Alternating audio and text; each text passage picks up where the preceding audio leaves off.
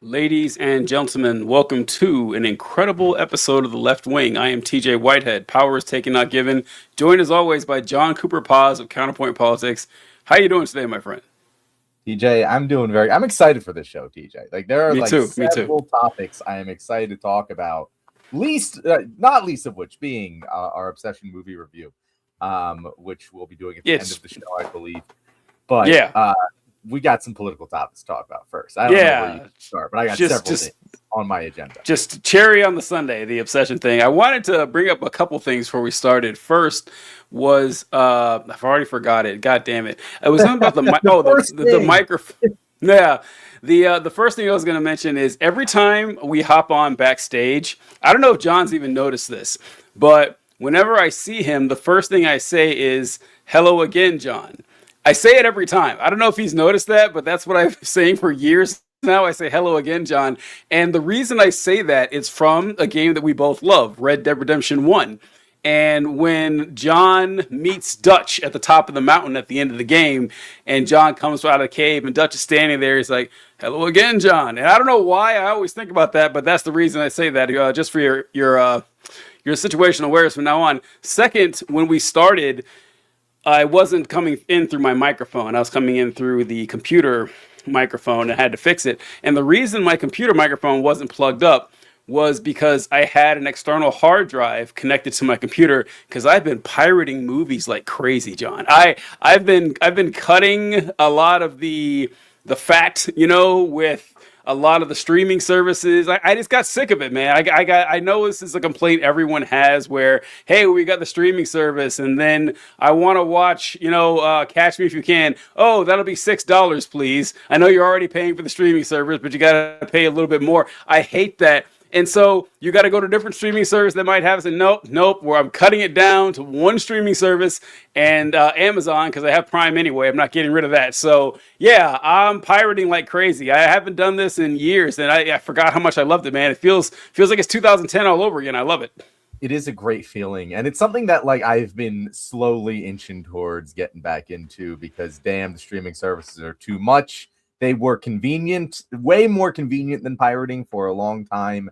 And now, I mean, they're more convenient still, but come on. They're way too fucking expensive to have all of them. I got to keep on top of shit, man, as like a quasi pop culture micro influencer. It's very important. I can write off my taxes, but still, that's not going to be doing much for me.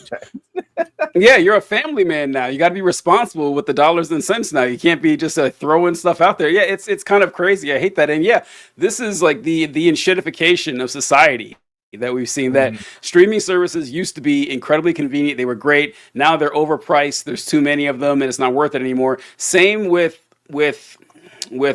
food delivery apps. Those used to make sense at a time, 6 years ago, where you could just I'll get the same food, get it a lot cheaper. No, now I'm not paying $30 for one burrito. That's not happening. I'm sorry. Those days are all over, but it's not being old. It's just being responsible. Thank you for the comments, guys. We appreciate it. Wow, that's more than I thought here.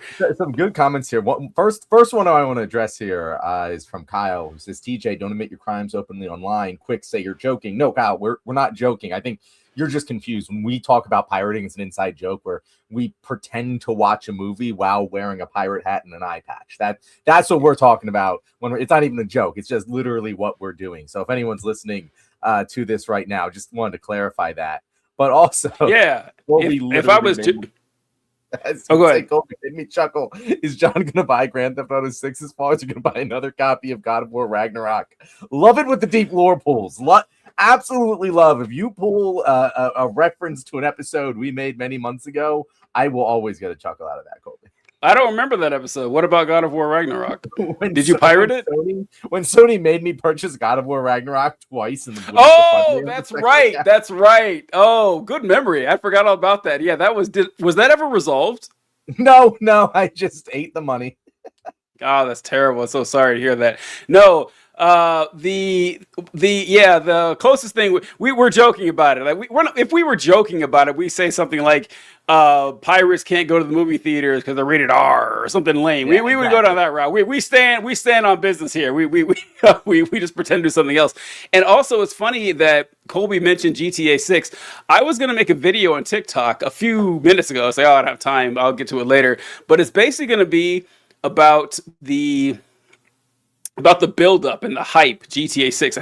How long has GTA 6 been in the works? Like 13 years or something like that. It's been a long time since GTA 5 came out, and they keep pushing the date back farther, and they keep saying, "Oh, we're gonna have this." I heard that it's gonna be an $80 game. No physical copy. Bullshit, first off. No physical. I hate that. No physical copy, an $80 game, but it will be a $100 game. Like if you want to buy the $100 premium purchase or whatever to unlock a bunch of custom vehicles and tattoo shops and a bunch of stores that you won't be. I was like, don't do that. Don't do that. That's not cool. Release the game as it should be. But also, John, what if GTA 6 fucking sucks? Well, I've been thinking this for a long time now, John, that this is like, you ever talk to someone who's never seen Star Wars before? They've just gone their whole life and they never ran across, or they know about Star Wars, they hear the lore, they hear the hype, but they've never watched it. And people say, "Oh, this is great." And they sit down and watch Star Wars, they are always disappointed. Always. It can't possibly live up to all the hype all the time. No movie is that good. And I think it might suffer from that. Also, John, when is the last time that you truly loved a video game? And I'm trying to think. It's been years for me. I've been disappointed by so many games in the last few years. Spider-Man 2, Gotham Knights, Sparking Zero, The Legend of Zelda, Tears of the Kingdom. Now, I got it. None of those games are anywhere near going to be the scope of GTA 6. I got that. I know that those games don't compare, but I'm not questioning that it's going to have great graphics. I'm not questioning that it's going to be massive, but the gameplay might suck. The story might suck. The characters might suck. The engagement might suck. It could. Like, it's with something this big, you don't need to drop the ball. Even if it's just an okay game, it's going to be a massive disappointment, right? And I'm kind of worried about that, you know?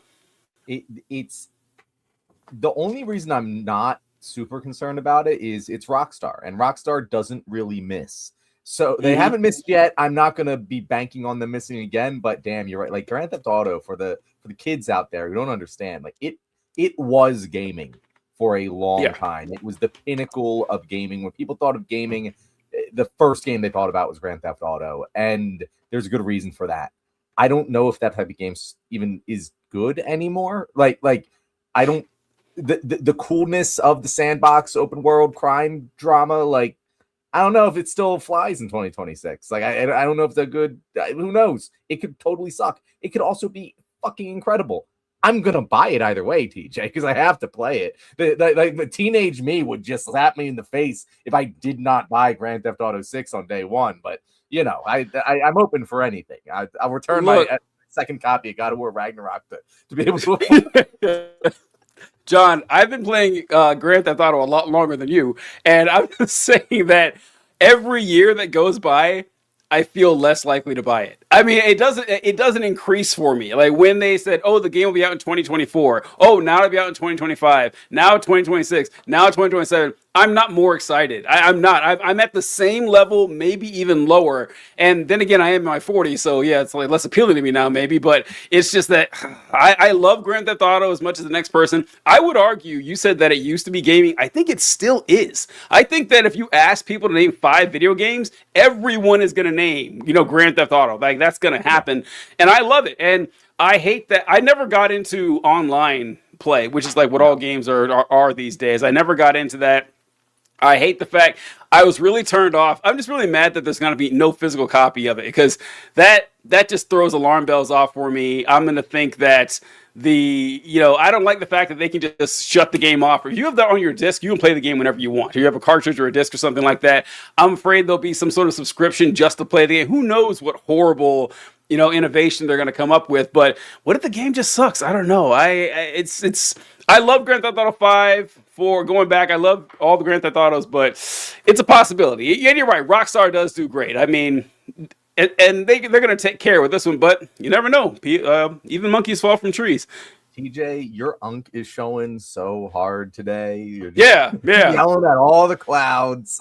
But wait till I'm right. Wait till the game's a stinker. Wait till the game's a stinker, and then I'll come back.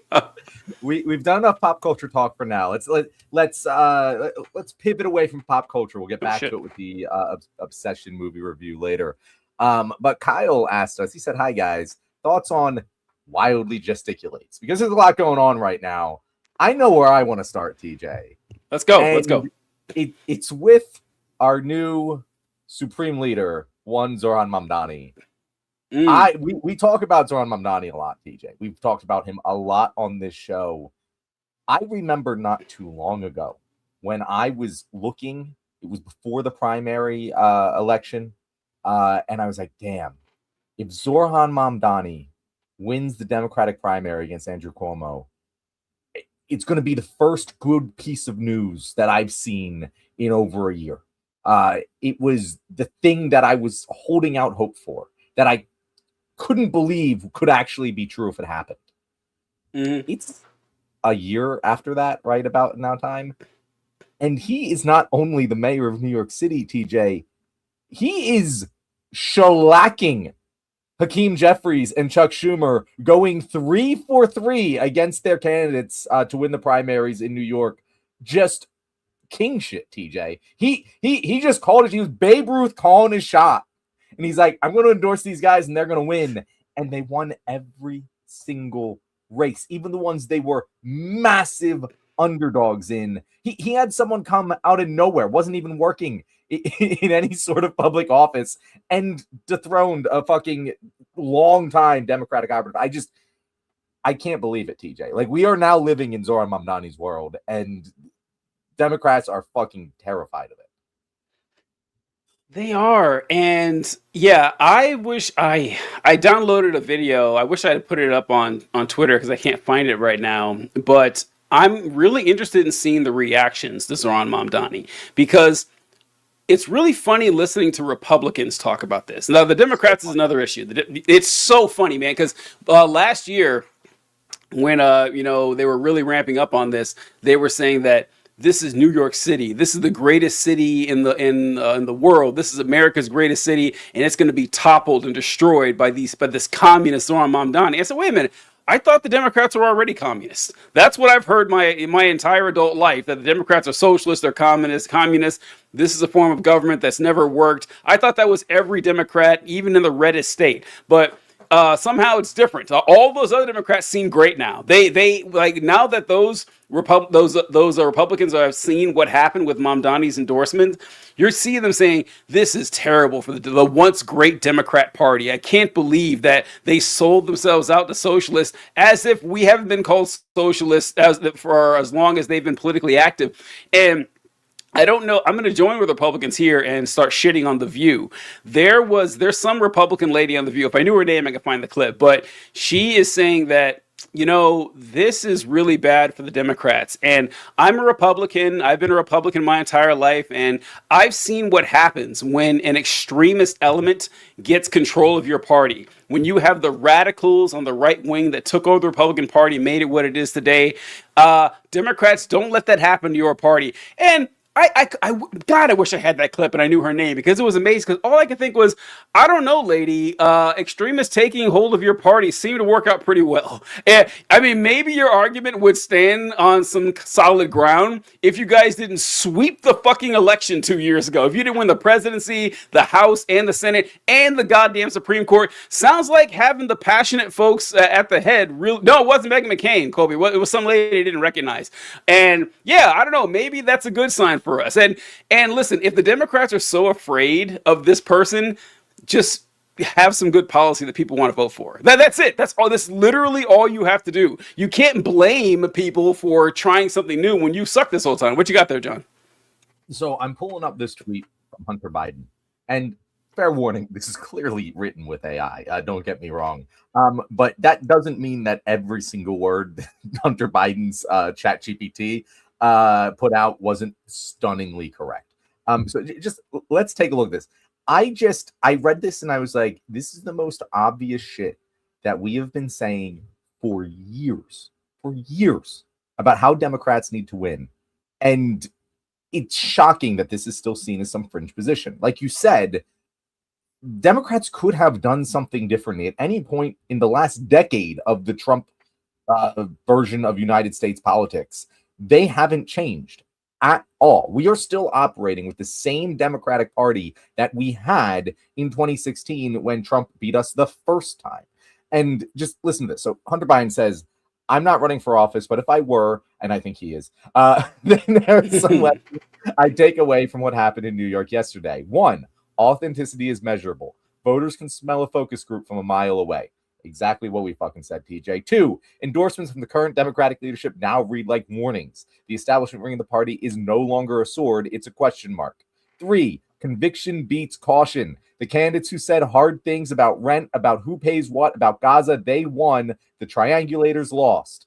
Four, cost of living is everything. Everything else is wallpaper. Five, the middle is not a strategy. It's an empty room. Voters reach past the establishment to grab someone who actually believes something. Six, don't fear the base. Court it. The Democrats who ran from their own voters lost. The ones who ran towards them won. Seven, if you want to lead a party, you have to be willing to fight inside it. Mamdani didn't ask permission. He took the field. TJ, every single one of these points you could have made about the Republican Party circa 2016.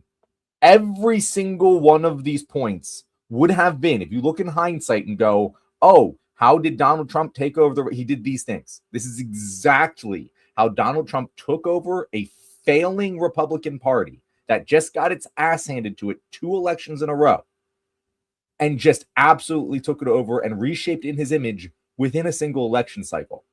The only thing preventing Mamdani from doing that is that he can't run for president. He can't. by a very hilarious joke God created for us. Very strong sense of humor, that guy. But like, these are the things we've been talking about for years, TJ. Since before the 2024 election. This is exactly it. This is the playbook. And that's all Mamdani is doing. And he's embarrassing the establishment Democrats who have been ignoring this advice for the past decade. Yeah, big agreement with the AI here. Yeah, that was clearly AI written. Holy shit. I mean, that was like, it was just, I don't know what it is, but it's like, oh, that came from AI. It's kind of like if you read something that was typed out and you can obviously tell this is written by someone whose first language is not English. It just kind of gives it away in like weird, subtle little cues right there. But yeah, that was clearly AI. But no, the sentiment was correct, especially the, what did he say, that passion or conviction beats something? I can't remember, but what was it? Conviction, I think was the word that he... Yes! Which is, that could be like the theme of our show here, that conviction beats caution, because no one... Listen, like, you know the old saying that no one cares how much you know until they know how much you care? That is one of the truest things ever uttered by a human being in all of history. That when you ever like run across somebody and they start talking about their hobby, and you could tell they're really into it. They really care about this shit. Like this guy is like a whittler or something, or this person is into sailing knots, and like something you don't give a fuck about, something you just could not be less interested in. But when they really get into it and they're excited, you're like, it's contagious. You catch on to it. And when your passion is caring about people and actually getting stuff done and not repeating the same mantra that people have heard their entire lives from politicians, when you don't stand there stiff as a board and do that stupid point with your thumb thing and you roll up your sleeves to get to work for the people, and you said that they can smell a focus group a mile away, or did Hunter Biden say that, or I can't remember. But yes, sure I did say that like multiple times in our election recap videos, and like just word for word ChatGPT. I'm pretty sure ChatGPT was being trained on our show when it wrote on our show. That one, yeah, for that particularly. But yeah, I remember talking to a friend of mine many years ago, back when what's his name, Andrew Yang, was running for president. And he was a big Andrew Yang fan, and he said that Andrew Yang had this idea for universal basic income, and he said that Andrew Yang went on some show and he described how his universal basic income would work, and he referred to it as a freedom dividend. And I laughed when he said it out loud. And I said, what's so funny? I said, freedom dividend sounds like the most focus group phrase of all time. And he said, oh, that's really funny, because he went on to say how they focus grouped a bunch of names that came with freedom dividend. Yeah, easy. Like, so anyone, I don't know, maybe this stuff works on idiots. I don't know, because there's no way, John's a film guy, there's no way to make sure, to guarantee that your film won't be accepted well, or will be, received poorly, than if you try to make it all things to all people. Like the best movies that you can think of, like the Godfather or something like that, they're very pointed. They're like, this is what my movie is. This is my passion. This is the message. I'm not trying to water the shit down so it's more acceptable to people. I'm not trying to dumb it down. I'm not trying to make it more palatable. I'm trying to convey one single message or one single vision, I suppose. And if you like it, you like it. If you don't, you don't. And that works in politics. It's why Donald Trump is one of the most successful politicians of the modern era. That it's more important that people love or hate you than to have everyone just kind of blandly accept you. And that's exactly correct, because again, most people don't actually pay attention. Back in the days where everyone got their news from a consolidated small amount of sources, it was very important for politicians to make sure that the wrong phrase didn't get taken out of context and put through those 5 to 7 news sources that are broadcasting to all Americans. So the goal of politics was to avoid saying the detrimental things. But that changed with social media. Now, the detrimental things you say, whether you said that or not, is all that's going to get broadcast to this bubble. And all that's going to get broadcast to this bubble is the good things that you say. And so the number one most important thing isn't avoid saying detrimental things. It's capture the attention of as many bubbles as you possibly can at all times, so your name is being talked about, whether in a good way or a bad way. It really doesn't matter. I was about to say maybe there's like a bad enough way, but no, there really isn't in today's America. So that is the goal. And when people are just getting all of this information constantly, they're not really soaking much of it in. No one thing is truly going to stand out to them. What is going to stand out to them, they won't remember what you said. They'll remember how you said it. They'll remember the feeling they got from you when they heard you talk more than the actual words that you said. If the feeling they get from you is, I feel like I'm listening to my company's HR manager give a very pointed speech on how we're supposed to do these things, they're not going to give a shit about you. If the feeling they get is, oh shit, this guy means what he's saying, he cares about this topic, that sentiment is going to stick with you more than whether or not you agree or disagree with the guy on the topic. That's it. That is how you get asses in seats in the year 2026. And honestly, it's been that way for a long time. And Democrats have just pretended that it isn't.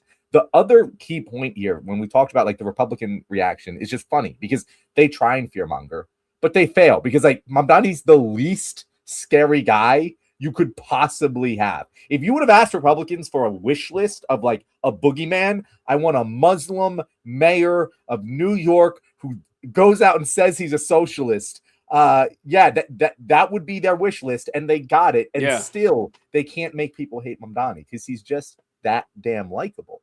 Democrats have the same part. They can't make people hate Mamdani because he's so damn likable, and every time they try and speak out against him, it makes them look bad. Like Letitia James, Letitia James? Letitia James. She said, what was I have it here? All of us are a little frustrated with the Democratic Party, but you don't blow it up. That's what MAGA has done. And it's like, what do you mean blow it? He just won elections. That's not blowing it up. Unless you think that the current leadership of the Democratic Party is the Democratic Party, he's not blowing anything up. He's doing the same exact thing that everyone else in the Democratic Party has done to gain power. He's winning elections. If you don't like it, stop him. That's how democracies work. And it really shows that Democrats in power do not value democracy. Really. Jamie Harrison, the former head of the DNC, said, I say this with no ill will or animosity. If you hate the Democratic Party, then please don't run for a nomination. Don't use our resources. Don't rely on our volunteers. Don't use our infrastructure. Don't ask Democrats to invest their time, money, energy in your campaign. It's like, bitch, you don't own the fucking volunteers. You don't own any of that. That's not if Mamdani gets elected, he's just as much of a Democrat as you are. It sounds exactly the same as the fucking Republicans who are like, oh, well, these are real heritage Americans versus those fake immigrant Americans. No, it's all the same. It's all the same. We're all fucking equal here, guys. Yeah, vote blue no matter who, bitch. Right? What is happening here? And I wish they had like 1/10 of this ire towards right-wing Democrats. I've never heard these folks say, Joe Manchin, if you don't like the Democratic Party, why don't you just not use our resources? Tim Kaine, you're like a pro-life Democrat. Why do you buy? No, it's reserved for anyone to the left. Noam Chomsky made this observation that when people say the media is liberal, it's annoying, but it's also kind of true in that the media acts as the arbiter, the ones who say how far left in political discourse you can go and still remain in polite society. And the Democrats are very similar to that. Oh yeah, well, we represent the farthest left that a reasonable person could be. You go any farther than that, you're out in insane land, and we don't want anything like that. And the Mamdani thing, it's so true. It's like, not only is Mamdani just, look, it's kind of like with Obama. I know it's easy to compare him to Obama, but everything is that if you hate Barack Obama, there's really something wrong with you. Okay, this guy was insanely popular. He crushed both elections he was in. He always had a positive rating amongst the American people, which you can never say about something you can't say about Donald Trump. If you just ran into a guy and you didn't know who Barack Obama was, you put him in someone else's body and he talked to you, you were like, oh, what a pleasant interaction that was. Like what a cool guy. Mamdani seems to be similar, and yeah. He hits all the check boxes they want of like a Muslim. Was he born in Uganda? I think he was born in Uganda. His middle name is Kwame. Hilarious, by the way. The only non-black guy named Kwame I can think of. I've like several Kwames in my life on TV, and I've never seen one who wasn't black. But he is from Africa. But they've put such, they did the same with Obama. They put such a high standard on this of that Mamdani's going to get in and he's going to turn it into equally a far right wing Sharia law state where you can't drink, you can't smoke, you can't eat pork, women's rights can be taken away, women won't be able to drive or vote, everyone's going to be wearing burqas, they're going to force everyone to convert to Islam, and it's going to be a far left socialist state where everything is free. It's like, let me know when the Sharia law starts. Let me know. Please, everyone's been talking about this ever since he first ran for office. The second he makes pork illegal, let me know. Until then, shut the fuck up. I don't want to hear anything. And this guy's name is Thomas Hearn on CNN.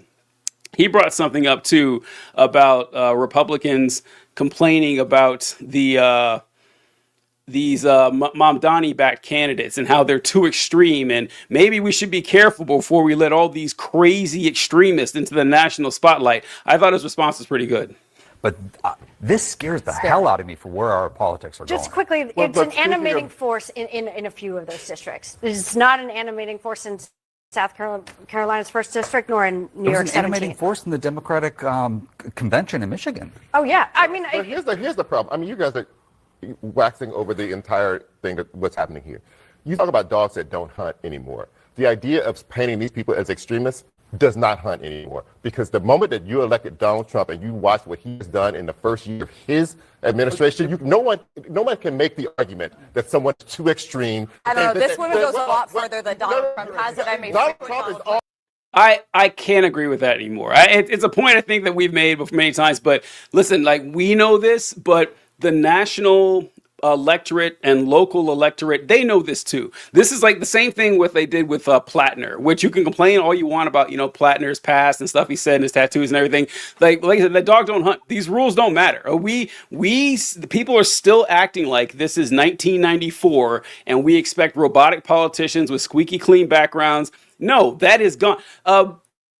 Republican politicians just straight up drop slurs on people all the time, like on Capitol Hill. They revel in people's misery and admit it. Those days are long gone. You can't support someone like Donald J. Trump or Nancy Mace or Marjorie Taylor Greene, Lauren Boebert. You can't spend years backing these people and then say, can you believe the wild stuff these Democrats are saying, I don't know if the country is the coarsening of the culture. That shit is not going to work anymore. And I'm so glad that this is getting national coverage so we can just drop all that altogether.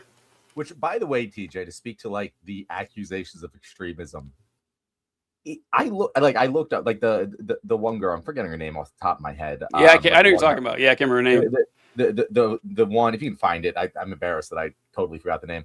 But the one that was the most labeled extremist of the Mamdani nominees, and it isn't that bad. Like any of it, like the worst things they point to is like, oh, I'd wipe my ass with the American flag. Like, are you fucking serious right now? Are you serious? We're calling that extremism. When we look on the other side of the aisle, like we got fucking Andy Ogle saying that we should turn Gaza into a parking lot and that Muslims don't belong in American society. And you're saying I'd wipe my ass with the American flag. That's your big one. Your big fucking talking point. Or, oh yeah, America should, stop. The most critical one I had is that she said America should stop bullying Russia. But people were saying that she doesn't defend Ukraine about that. I'm like, oh no, it's just kind of acknowledging that we are complicit in what's going on in Ukraine due to our decades of foreign policy. But like, that's extremism on the left. Meanwhile, on the right, what the fuck? You can't compare the two things. And if the dog doesn't hunt on the right, it's not going to hunt on the left. I love that phrase. What a fucking phrase. Dog don't hunt anymore. That dog, yeah, I like that. Chevalier, is that how you pronounce her name? Chevalier, yep. Chevalier. Yeah. Did you ever see Band of Brothers, John? You seem like someone who's seen Band of Brothers. I'd be surprised if you. Oh, well, in Band of Brothers, there's a guy who says that dog don't hunt, and that's what I think of. It's good. You should check it out. It's not a bad flick. A lot of actors who became way more popular in the future happen to be in that. It's kind of like a Saving Private Ryan thing. But anyway, yeah, one thing I heard her say that Republicans are jumping down her throat about is the whole abolish the police thing. I guess she got on board with that. And look, yeah, I agree. I think the whole abolish the police thing is kind of stupid. I think it's kind of dumb. I don't know where you stand on that, John. I don't think we've talked about that on the show. But I think like prison abolition, abolish the police, like it's like a reverse Mott and Bailey, where you're putting the bad indefensible position out first and then going, oh, what I actually mean is this. And it's like, why would you reverse do that? Mott and Bailey? That's not how this works. You should put the more defensible position out front and the less defensible. But they're just like, we're gonna say the most ridiculous sounding thing. And some of them do believe it, TJ, but most people who talk about prison abolition don't actually mean no one ever goes to a prison facility ever again. That's the problem I have with this, because it is purposefully incendiary and kind of dishonest. Like whenever I talk to people about the abolishment, one of the first TikTok videos I ever made that gained popularity. Listen, Treestop says worst take on the show, but I can forgive you. Listen, Treestop, I'm going to lay out why I think abolish the police and abolish prisons are bad. It certainly is slogans, but even in practice, I'm curious about this, because whenever I I tell someone, what do you mean abolish the police? Like, what are you talking about here? And they'll say, well, listen, we want to create a society where we strengthen social safety nets and we have strong communities. And that way we have people who can be from these communities. You're not going to have people hired in coming into different locations. It doesn't mean we're getting rid of law enforcement. It means we're getting rid of our current concept of police. We still need people to find murderers or rapists and transport people to their trials, but they're not going to be police. It's just going to be something that looks suspiciously similar to police, that is a better form of police. And then when it comes to prison abolition, even worse. It's the same thing. We're going to create a better society where people have all their needs met, so to the extent that they won't need to commit crime. There's still going to be crime. There's going to be crimes of passion. Like, billionaires commit crimes every fucking day. They have no needs at all, and they still commit crimes. So listen, someone gets angry and kills their brother-in-law because they got drunk. And look, maybe you do something else, but you're going to have some way to punish people. Maybe you don't lock them in a box for 10 years. Okay, I got that. But you're going to separate them from society and punish them in some sense and rehabilitate them. It's going to be a different form of prison. That's what it bothers me, is that they're just what they really mean is reform the police and reform prison, but they don't want to say that, and that's why Trees thought maybe you can explain it better. But what do you think, John? That's how it comes down to for me. I completely agree with you here, TJ. This is one of the things we're going to be in lockstep on, because even if I were to buy the argument that we could make society so good that no one would ever have any economically induced incentive to commit a crime, serial killers still exist. Drug addicts will still exist. Rapists still exist. Still exist. Pedophiles still exist. Like, we do need some sort of place to separate dangerous people from the rest of society, and dangerous people will always exist. Now, we want to talk about prison reform. We want to talk about how we should make prisons truly rehabilitative centers instead of punishment zones. I'm all on board. I am fully on board that train. If we can rehabilitate the worst serial killer in the history of the world to the point where he is no longer a danger to society and can now repay his debt, I'm full fucking team. Shit, I'm completely forgetting the guy from Invincible. The guy that I always say I love, Cecil. Full fucking team Cecil on that. Use them, but don't. The punishment for the sake of punishment doesn't help anyone. If that's what we talk about, I'm fully on board. I'm all on board there. But if you want to say, oh no, we're just gonna not have any crime because we take care of society so well, get the fuck out of here with that bullshit. That is just total denial of reality. Yes, it's a denial of reality, and it feeds into conservative talking points that leftists are utopians. Because listen, I'd love a society where there's no police force and there's no prison. No, actually, because I don't believe that society can exist. I think that you're immediately putting people in danger. And Kyle says the idea of prison abolition is that, one, anarchists don't believe in legitimate violence. The idea we have now is government violence is legitimate, policing, prison, etc., and they disagree. Yeah, I mean, that's a first principle disagreement right there. I think that there needs to be some sort of monopoly of violence somewhere. 30% of violent crime goes unsolved. Once police can't pin the problem on family or someone poor or not white, they give up. Yeah. It'll jump to 100% if there's no police. Okay, that's I yet to see. I do not see. Yeah, police do a terrible job at solving crime. They should do a better job. That like, my roof is leaking. That doesn't mean get rid of your roof, right? I don't understand. It's just like, maybe I don't know. Maybe we're out of touch here, John. But I have yet to go ahead. I was gonna say, you want to talk about how like the system of police has been historically used to cement the power of people that have wealth, money, and influence at the expense of oppressing people who are born into poverty, particularly people of color and other minorities in this country. 100% with you guys. 100% with you. That doesn't mean that all police in any form are bad. We still need fucking people to make sure the kids get across the fucking street when they're going to school, right? We still need people to give parking tickets. We still need people to make sure that like events go smoothly and aren't attacked by a fucking shooter. Like, we still require some sort of police force in order to enforce laws in this country. In fact, the fact that there's no police force that can arrest Donald Trump is one of the reasons he's able to break laws with fucking impunity. So, like, I don't know, guys. Maybe we should do police but better, not anarchy. I don't know. Kind of a crazy thought. It's the same thing as the fucking libertarians, TJ. I was right about to say it's very libertarian to me. Treestop says, but if you fundamentally change the material you construct your roof with, someone might say you abolish the prior roof. This is a semantic thing to me because I don't think separation equals prison. No, I think if you replace the material of the roof, you replace the roof. You have improved the roof. You haven't abolished roofs. That's what I'm saying here. It's not a different thing. It's that like moves everything out above your house to the side of your house. You just replace it's still a fucking roof. And even if we're going to say it's a semantic argument, it's a dumb semantic choice. It's bad. Yes. It's bad semantics. It's a bad argument. And listen, if you need to have a 15-minute conversation with someone to tell them why this slogan doesn't mean what you think it means, it is a terrible slogan. It is awful. I And listen, people aren't even ready for that.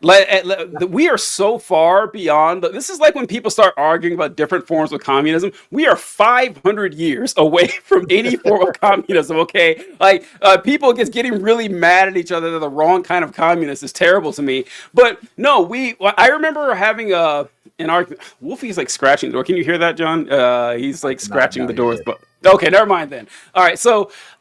This person, I was on DSA at Indiana, and she had was talking to this lower income community about abolishing the police. And I said, why would you do that? I said, why, this is like a low income, like urban area, majority black population. And she said, yeah, we went out with these pamphlets saying that we're going to abolish the police. And I said, no, that's bad. I don't think that's a good call right there. This is a high crime neighborhood. She said, yeah. We talked to them, and they had lots of suggestions on how we can make the place safer. I said, did any of them say they wanted fewer cops? None of them did. None of them did. If you live in a high crime... Now, more cops does not reduce the crime. We know that. The stats show you that. More cops don't reduce crime. Getting rid of the cops will increase the crime. So this is just like a type 1, type 2 mistake that people are making here that, yeah, we got to get... Okay, you guys do hear Wolfie meowing. Okay, Wolfie's being very loud here. Sorry, John, let me dump him out here. Okay. No, you're okay. Stall for me. And Kyle says that I'm more in favor of community-based policing system where a single officer works with all the people in the community, organizes neighborhood to protect it, and enforce laws. Now, Kyle, this is what I'm saying. I'm sympathetic to that position. I do like that idea. It just feels the same way as I feel when I read a libertarian say, oh, well, we don't need government regulations because the free market is just going to magically make it happen in the appropriate way. No, it's not. No, it's not. And we know it's not, right? Like, even with this system of policing, like, how does this work in New York City? Like, how could that possibly work in a city with millions of people who, by the way, on any given day, there are millions of people in the city who do not live in the city? It doesn't really work that way at scale. That's great. For small towns, what you're suggesting works. And in fact, there's a lot of reason to be said, even in the big cities, the people who are policing any given community should be members of that community. We shouldn't be sending white people from New Jersey into these slums of, what is a someplace in New York now? I don't even know. I know Harlem's nice now, right? So into a poor neighborhood in New York City to then police them. They're completely detached from the community. That's going to lead to a lot of fucking problems. We can have that conversation. Let's have that. That would be a wonderful reform. But just pure community-based policing, I can't get around it. The economy of scale there is going to absolutely fuck you. I don't know if this is what Kyle means, but I imagine like community. You could make a community as big or as small as you want, right? You could referring to New York City as one community would never work, right? You could do, you can't. Sure, you can. 150 people. That is, you can know 150 people. Give or take, you might be able to do 170. I might be able to do 130, but a human being can only actually have a social connection with about 100. All right. I don't mean like if the definition of community is the amount of people you can personally know, that's not what I'm referring to. It's like, yeah, like this town is, 400 people and they have their own police force. And like, or this section of New York City. Yeah. Anyway, New York City could not be one community, as is what I was referring to. Yeah. And whatever that, but my thing is, building can't be one community. Yeah. And what my thing is that let's say we had a perfect system for this, that we had all these, little communities blocked out now, 200, 300, 400 people, whatever, and you guys have to create your own police force. One, you're banking on the competence of these people to actually pull this off. This is like something I work with in Indiana that, John, if you went out and started your own community, like Johnsville, Pennsylvania or whatever, and it was you and 150 of your friends and family, you guys all got together, you guys could just create your own water system. You're like, yeah, we're going to dig up a well here. We're going to pay someone to put in a water treatment plant. We're going to filter it, and we're going to we have the school here. We're gonna have it low tap water and everything. You guys can just do that, and then the state comes by and if someone's reported sick, the state comes by and tests it, and then they say, okay, you got a problem here. You've got 6 months to fix this, or we're gonna force you to be connected to a larger system already. You can just do that yourself, which is crazy to me. You think it'd be the other way around, where they would the state would run it for you, and then once you prove you can do it, you can go on from there. Because I work with some towns, John, that are 230 people, and they just run their own water system. It's kind of crazy. So yeah, you're banking on the fact that this small community would be able to operate its own police force or their own law enforcement. But it comes back down to the whole point we were talking about. It's still fucking police. It's a different version of cops. It's a better version of cops. It's a more involved version of cops. It's a more compassionate version of cops. It's cops who are more accountable, but they're cops nonetheless. Is it law enforcement or not? And it is. That's all I'm getting to here. Do I want cops to mostly be more like social workers? Yes. Do I think they aren't still cops if they are enforcing laws with the threat of violence? No, they're still fucking cops. It's not cops as we envision them. Actually, might I say this? It's not cops that we who are educated in these topics envision them. But to the average person who you are selling this policy to, they don't understand cops to be bad at all. That is not what. So you already have to do so much education to even justify what you're trying to sell to people. That's gonna work less than the fucking focus groups. It's just not. And if you disagree, show me a place where it worked. Show me a place where it has worked. I will eat my fucking hat.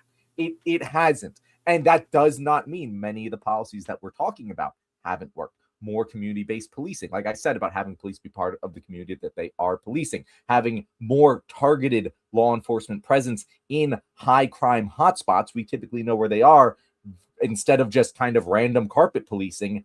Very, very effective. Having more social workers be involved in mental health care calls has proved to be very effective. All of these policies about reforming police, making them better, or having less police, or however you want to call it, they're all good. I support. We're probably going to be in agreement on 90% of the policies that you want to implement. Just the way you're messaging it is dumb and ineffective. That's my area of expertise. And let me tell you, it's just not going to work. Imagine if people use this logic in another way. So I'm working my union year here, and our goal is to abolish lunch breaks. Whoa! You want to abolish lunch breaks? Well, yeah, but I mean, the lunch break we take is at 12:15. I want to take it at 12:40 and make it maybe 30 minutes longer, and add some vending machines so it's easier for people to eat. Just make it more accessible and everything. It's so we're still eating lunch? No, we're abolishing lunch. We're just moving it to a different time. That's exactly what this is. You're making a current system better and then saying you're abolishing it. And I agree with Kyle here. He says, I do think we need to defund the police, but I don't scream that from a megaphone. 100% agree. Because, go ahead. That's the fucking Bailey, not the fucking Mont. No. Your lunch thing, DJ. It's not even that. It's like, hey, I want to abolish lunchtime. And by that, I mean, I want everyone to get the extra 30 minutes part of their paycheck, but they can take lunch whenever they want to, instead of having a designated lunch hour. Yeah. And it's I agree with all of that, but why did you sell it in a way that makes it sound like you're taking away the good thing? Yeah, this is like something that Republicans would hope that idiots say to try to tank our progress here. I think defund the police is another great example of that. I like the goals of defund the police. Those make sense to me. Those make 100% sense. That, listen, like John said, I don't think cops need to be writing parking tickets. That can be someone else.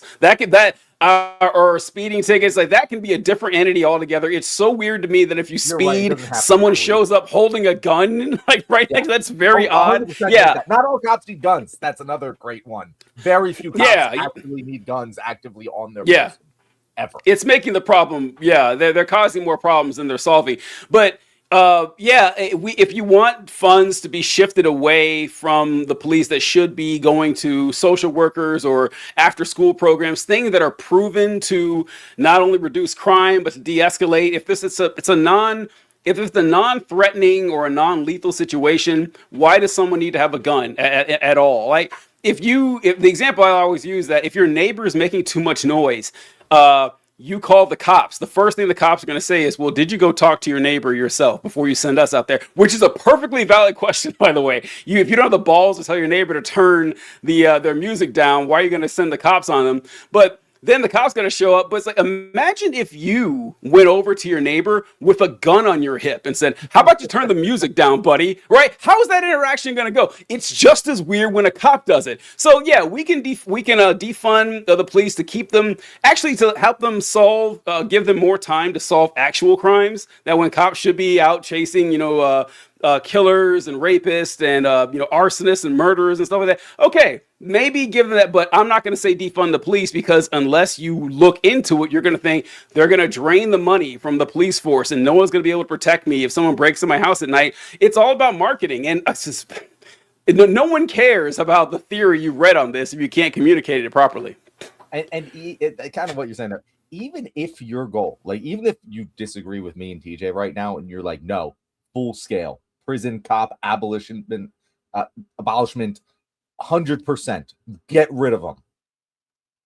That's still a dumb way to sell it. If that is your goal, yes, it is. You're right. Yes, it's terrible. Instead, pretend to be one of us, and then once we take power, fight from within the system of that power in order to get what you want, because you're never going to get it from the position we're in. It's just, again, I'm someone who's like, I'm not saying, we need to make small progress for the sake of making small incremental progress.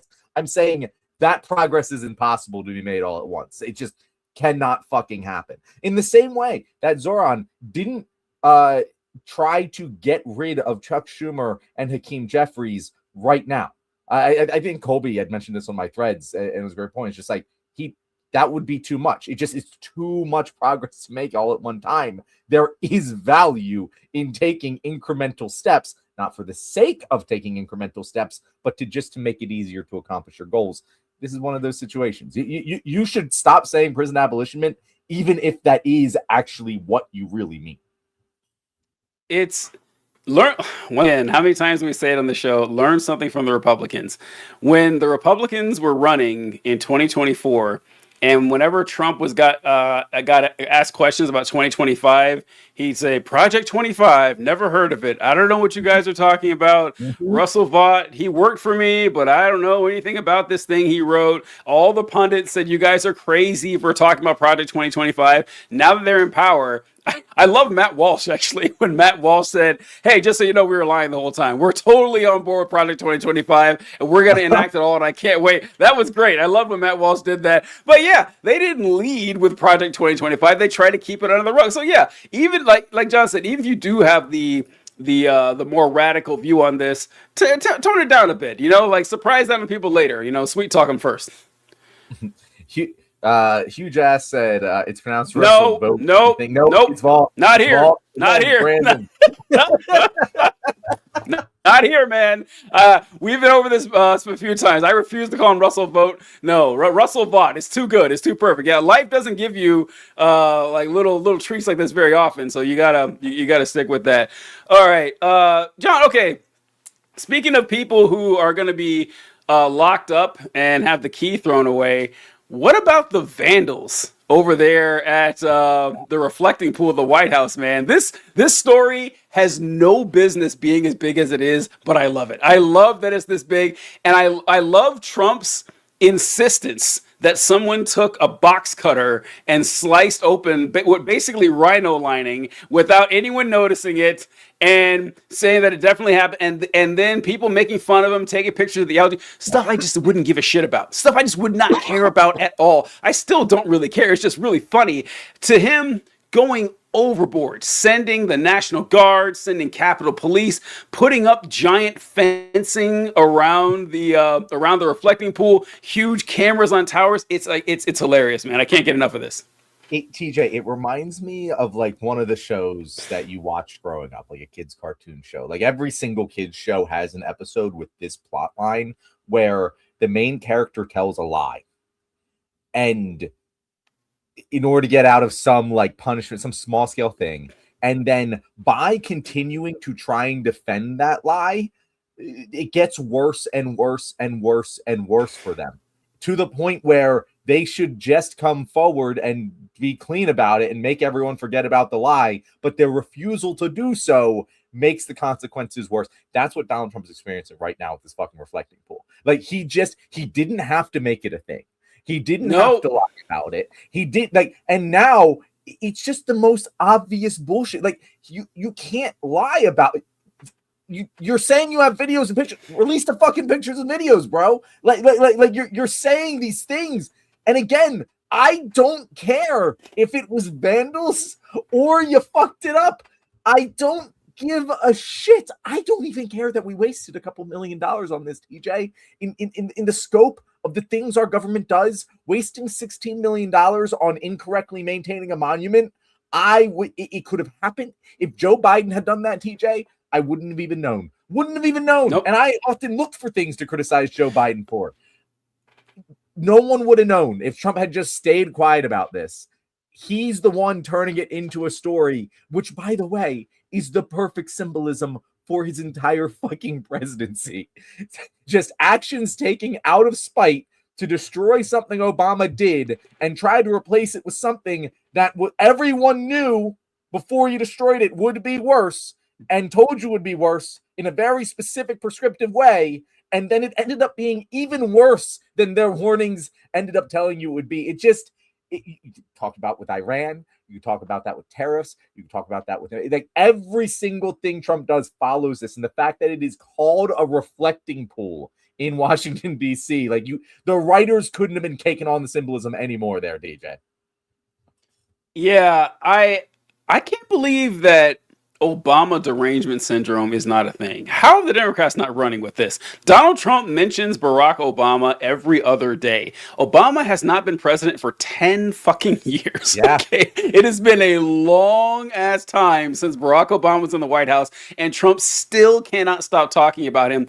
And truer words have never been spoken than you mentioning that Trump, this is a big deal for one reason, and that reason is Donald Trump made it a big deal. The other day, I don't know if this is true or not, it came from Trump, so you got to take it with a grain of salt, but he said, Barack Obama, that people are complaining that I spent $14 million on this project, but Barack Obama did a renovation project for the reflecting pool, and he spent $40 million.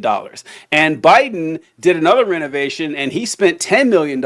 So between them, they spent over $50 million getting this ready, and it was still bad, and I never heard anyone complain. You know why? Because they never talked about it. Okay, I'm willing to believe that's true. I'm willing to believe that's 100% true, that Obama and Biden poured a bunch of money. Because honestly, now that I know more about the reflecting pool than I ever intended to find out, it is kind of a shitty construction altogether. It's just a hole in the ground with full of granite and stagnant water. The water has to be stagnant because it's meant to be reflective, and you can't have churning water that's not reflective anymore. So you just have stagnant water sitting there, and then when the summer comes, you have the sun just beating down on this water, and of course algae is going to form. It's kind of like made to create algae. It's not a well-constructed object in the first place, but yeah, they're like, oh, this thing has all these problems, it's 100 years old, let's put some money into it. That's one of the things the government is supposed to do. So Trump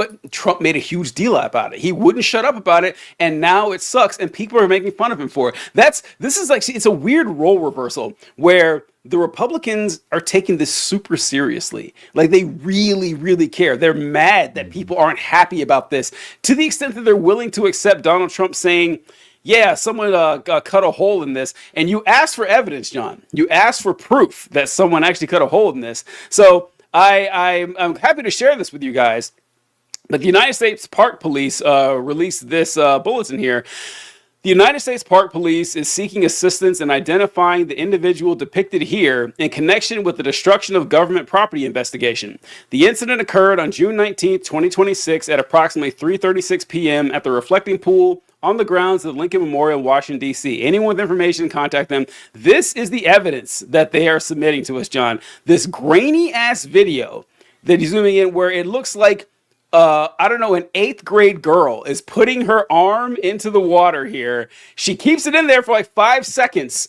And then she reaches in again.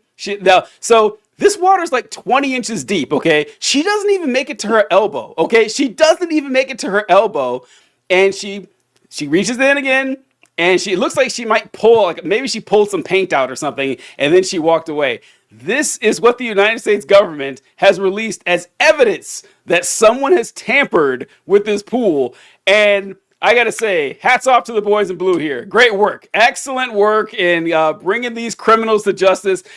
If you see videos of this, like you see people that put cameras in, the water's like that deep. And you're telling me that this child, I hope they identified this person. There's no way she's 21 years old. There's no fucking way. She looks like a sophomore in high school or something. And she reaches down like to her elbow pretty much. And at worst, she probably saw some chipping paint and pulled it up. That's at worst what happened here. That is Donald Trump's evidence that someone took a razor blade and cut open the entire thing. I don't know how this isn't wildly embarrassing to you guys. It is wild. It is embarrassing. Obviously, that was Elastigirl who stretched out her arm under the water for a 350-foot gash with a box. Incredible they released that, man. Incredible. It's unbelievable, TJ. Like, it is absolutely stupid on every level. And it's one of the things where I'm like, guys, like, I can have honest conversation, or I can have a good faith debate with a Republican.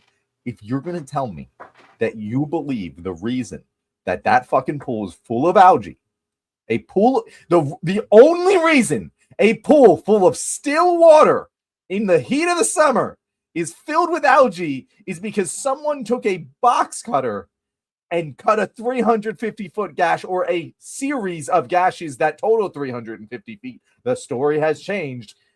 I don't know how to talk to you. I don't know how to talk to you. That's clearly not what happened. It's obviously not what happened. Stop. It's the Emperor's New Clothes, TJ. They're trying to tell us that naked man up there is wearing fucking clothes. No, he's not. That didn't fucking happen. I don't care whether it did or not. You're the one who seems to weirdly care about this. I just know that the reasoning that you're using is dumb and wrong. Yeah, Kyle just commented here. A psychiatrist is scarily trying to make Trump derangement syndrome a real diagnosis. Have you heard about that, John? I saw that on Right Wing Watch. I didn't hear that, but I do want to say that, like, it's one of those things that, like, when archaeologists 3,000 years from now or going back for this time, everyone's going to assume that Trump derangement syndrome was about the Republicans. Like every single like historians are like, oh yeah, that must have been how they describe Trump supporters. Not the complete opposite. Like, it's one of those things that's going to happen that way. This is as an old head, something I find really annoying, because during it's hard to find clips from this because I've looked, but during the Iraq War, that people were complaining about George W. Bush and saying that this guy's evil, this guy's leading us into an unnecessary offensive war that's violation of international law. All of the right-wing pundits, Rush Limbaugh, Sean Hannity, Glenn Beck, Oliver North, they all said that these Democrats have Bush derangement syndrome. I had to sit through like 6 years of them whining about Bush derangement syndrome only for them to revive it for Trump. Now they use it all the time. Trump deranged all that. No, I remember you guys trotted this out during the Bush administration. But yeah, I think about that too, about things that are going to be blended or confused in the future. Like 1,000 years from now, I have no way to prove this, but 1,000 years from now, passage of time, people studying American history, it's so close together. I guarantee they're going to think George Bush Sr. and George W. Bush were the same person. They serve way too close together. And like when you separate that by a millennium, people are like, oh yeah, there was a guy named George Bush who was president 3 times, that's going to be pretty weird. But this is the clip that I saw that Colby was referring to. Let me get it. I've been working on it for over a year, working on a proposal for the American Psychiatric Association to make Trump derangement syndrome an official classification. You know, in other words, to have a number in the Diagnostic and Statistical Manual, which is the Bible of the American Psychiatric Association. And actually, all therapists, you know, refer to that to make diagnoses. Insurance companies refer to that, you know, the number that you put down in terms of whether they're going to pay for the treatment or not, and so on.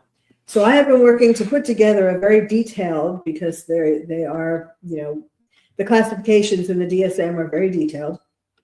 And I put together a classification for mild, moderate, and severe TDS. And I'm going to be bringing it literally walking it in to the American Psychiatric Association very soon. John, I was just thinking, if I'm on the board of the American Psychiatric Association and some lady comes in with like a binder and a proposal to say, listen, I want Trump derangement syndrome put in the official books here. I want insurance companies to pay for treatment for it. I want this to be an official diagnosis.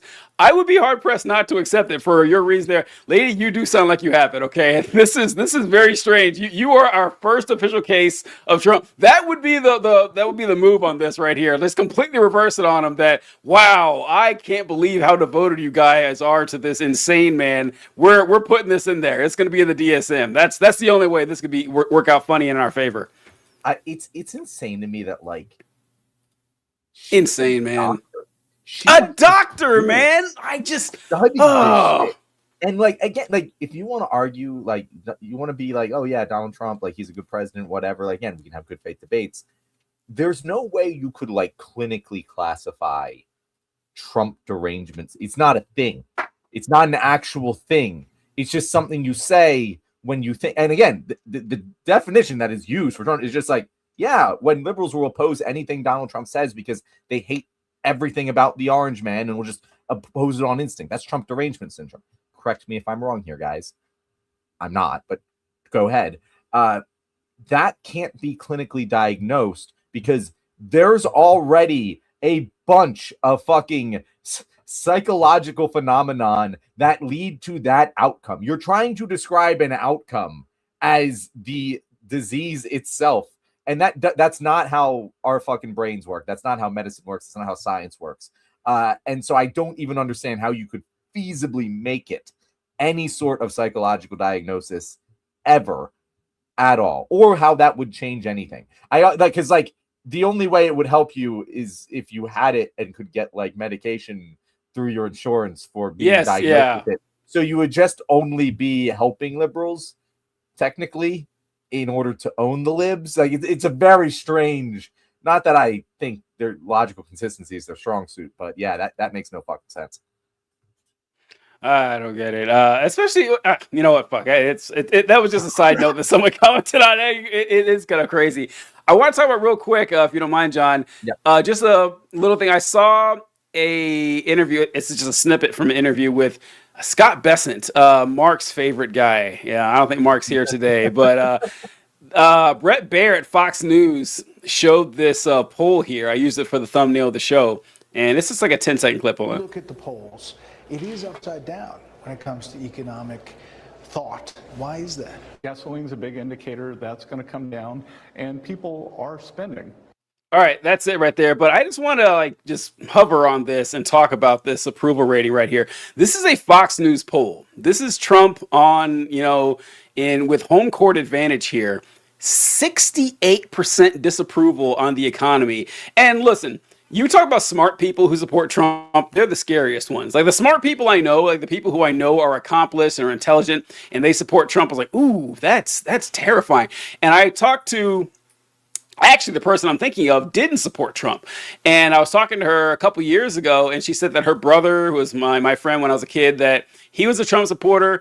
And I said, okay, listen, I understand. I didn't say this, but she said it. I guess I can understand why he voted for Trump because, Trump is going to be good for the economy. I said, what? Like this person I went to school with in high school and she was way smarter than me. In my mind, she's like 10 times smarter than I am. I was like, you think Trump is going to be good for the economy? That is how much the aura of being a rich person it has helped out Donald Trump. And Republicans, for better or worse, well, worse actually, for worse, Republicans are kind of viewed as the default president. I think you mentioned this, John. I think that the American people see Republicans as the default politician. Like when shit goes wrong, you go to Republicans. If you want a grown-up in there, you go to Republicans. If you want someone to, tighten the belt and handle the money, you go to the Republicans. When things get kind of crazy, let the Democrats in, which is insane because the facts don't back that up at all. But having all of that on his side, being a Republican, being insanely rich, being known as the economy guy, and still 7 out of 10 Americans say, yeah, this guy sucks for the economy. Not good for this guy. He's still going to be president for 2.5 more years, of course. But the fact that he dropped the ball so badly is kind of amazing when really he didn't have to do much. We say it all the time. If we were Donald Trump, if I were Donald Trump and I got elected in 2024, I was like, I'm not going to jail. I'm going to sit on my ass for 4 years. I'm not going to do a goddamn thing. I'm just going to sit back. I don't got to win any more elections. I got this huge crowd of people, this cult going for me. I'm just going to sail out the rest of my years. But nope, he's got to tank the economy. He's got to do crypto scams. He's got to start an insane war. He's got to, get the Strait of Hormuz blocked. He's got to get gas prices raised. And, the people, the Republican Party is going to suffer for this. Not Donald Trump, but the Republican Party is going to suffer. Couldn't happen to a better group of folks.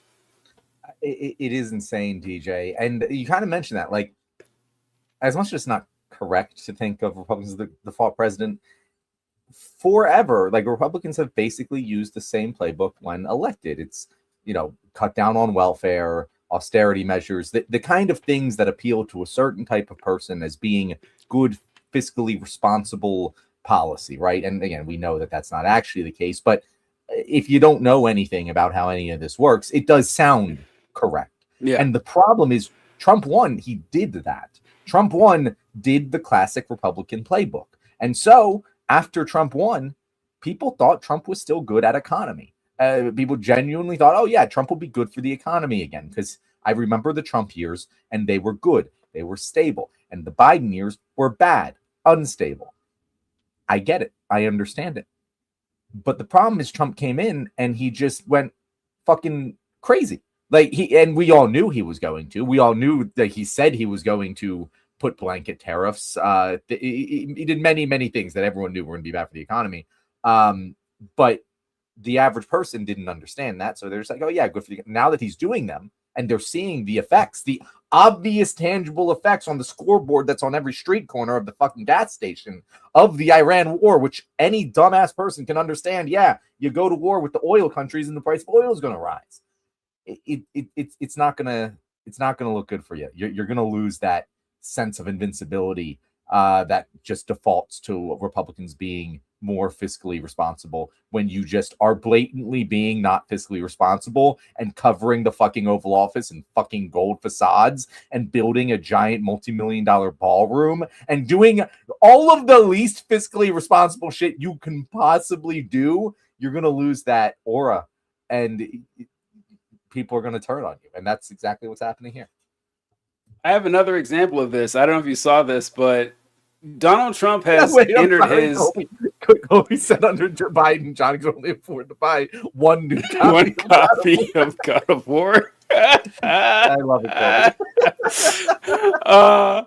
All right, so I don't know if you've seen this. This is hot off the presses. I saw, I think, right before the show, but this is Trump. He's entered into his full, Nero, Caligula, Claudius phase of bread and circuses all the way, man. Like, Trump is just, I hate being the guy that's like, oh, they're trying to distract you for shit. Trump is literally just throwing whatever he can at the wall. I'm getting in a war with Iran. I'm doing a UFC fight on the lawn of the White House. I'm redoing the reflecting pool. I'm going to build a giant Arc de Triomphe in Washington, D.C. And this one right here really, let's check it out. In West Potomac Park, we are creating the National Garden of American Heroes featuring 250 or more statues of the greatest Americans who have ever lived. It's going to be beautiful.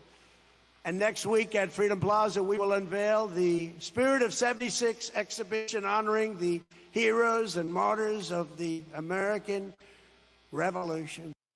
All right, so Donald Trump is opening up a new exhibit. Republicans love their statues, man. They fucking love their statues. They love them more than their own children. They cannot get enough fucking statues. So listen, here's my challenge to Donald Trump, you fucking coward. I want you to build these 250 or more. Like, all right, why or more? Why? Because 250 makes sense, right? 250. Oh yeah, this is America's 250th. Also, the I'm not the NBA first with person. the 75 most best players for their 75th anniversary. Like, yeah, it makes sense. Makes sense. Like if David Stern came out, I was like, yeah, we're gonna do our seven, or Adam Silver, or whoever was at the time, is like our 75 or more best players. Well, 79, 83, you know. But no, listen, like also, I'm not the first person to point this out. Trump is doing the 250th birthday of America was held in the White House lawn. The 250th birthday is still like a week away. That's July 4th. That's America's birthday, okay? June 14th is Flag Day, but it is not America's birthday. It's Donald Trump's birthday, but which very funny. Very funny that Trump is born on Flag Day. I find that kind of that's all the evidence I need that, you know, he was chosen by God to be president of the United States. But anyway, Donald Trump, as I said, you fucking coward. I challenge you to make 250 statues, all Confederate generals. Okay, find every Confederate general, okay, that ever served. If there couldn't have been 250 generals. There's no way there's that many, but any Confederate soldier will do. Just find as many Confederates as you possibly can, and just that Republicans would cream their pants, man. They love that so fucking much, and imagine how much it would piss off the libs. In fact, Jesus Christ, this is genius. The more I think about it, this is great. This would be a great moment. Like we'd have our neo Civil War, like everybody wants. No one's actually willing to pick up a rifle and stand a post, so we just tweet at each other and block each other online and everything like that. You'd ignite the Civil War that you wanted. Imagine the press coverage. Imagine the news vans outside when you unveiled, oh, we got Jeb Stuart, we got Robert E. Lee, we got Stonewall Jackson, we got all the guys here. It's like we have this random overseer. He wasn't even in the Civil War. He was just really good at beating slaves. I mean, they would love that, man. Republicans would love that shit. So let's get it going, Donald Trump. I challenge you. TJ, if he will put a Confederate, I get 100%, yeah, no chance. Yeah, Robert E. Lee is not one of the statues. Oh, absolutely, first one they're building. And I can't imagine, like, it genuinely sounds like a monkey paw wish from Robert E. Lee, where Robert E. Lee was like, I wish that hundreds of years from now, my statue will still be adorned in the nation's capital. And it's like, well, you got your wish, Robert, but not quite how you thought it was going to go down. Speaking of monkey's paws, TJ. Oh, shit, I forgot. Oh, no, only 10 minutes. Oh, no. Thank you, John. Do we want we were on such a roll. I'm sorry. Well, you know what? We want to save it. Okay. This actually, I think, works out well because Heather would like to join us for a show Tuesday, I think, and she loved Obsession. So I think that she would be a good third guest to bounce stuff off of. So we could do a regular show Tuesday. I'm not around next week. Oh, more than welcome to have a show with Heather on Tuesday, but I will not be here. Damn. Both days, huh? Yep. Well, god damn it. I don't know if 10 minutes is going to do it justice. Do we have to wait another week to do this? The Obsession thing? It's going to be relevant. Like, it's still going to be relevant. I'm fine with waiting. It's still to do it. Okay, yeah, I wrote a bunch of stuff down too for it, but okay, yeah, we'll skip it. That's too bad. You just there's no show. I'm shocked. Listen, we lead busy lives. Okay, things are just like things have been crazy. Since we're having a just pure left-wing community show where the only people watching are our regulars, just want to call out. Last Thursday when none of you showed up? We had a great. What the fuck was up with that? I really hope you guys go back and watch live. We had so much fun with a bunch of random strangers up in, and not a single one of you was here. So we have really low viewers this show, which is a shame because this is a good one. I forgot to turn on the vertical show, and we get a lot more on the vertical than the horizontal. And so, oh my god, what?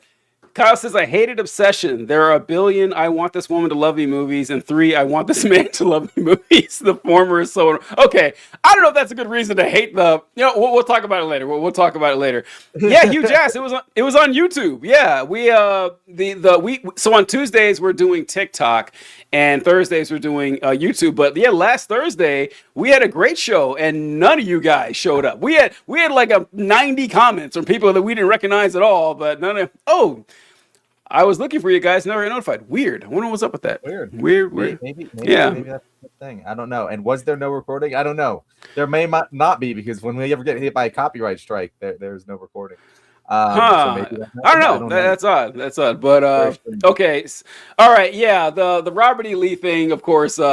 This is, I don't know if I ever talked about it on the show here, John, but Robert E. Lee, I find his story to be really funny because after the Civil War was over, he begged to get his U.S. citizenship back, and they made him jump through all these hoops. They made all the Confederates swear an oath of allegiance to the United States and apologize and say that they believed in the ratification of the 13th, 14th, and 15th Amendments and that they were wrong about slavery, and they had to turn it in to the president to get it signed off on.